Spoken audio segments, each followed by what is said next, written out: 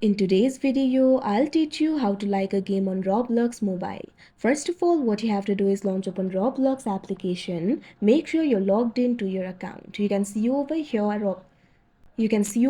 Roblox application has been opened. Initially, you'll be led to this kind of interface. So if you want to like a game, first of all, you'll have to visit the experience. If you have already visited the experience, you'll be able to see that particular experience in the continue section.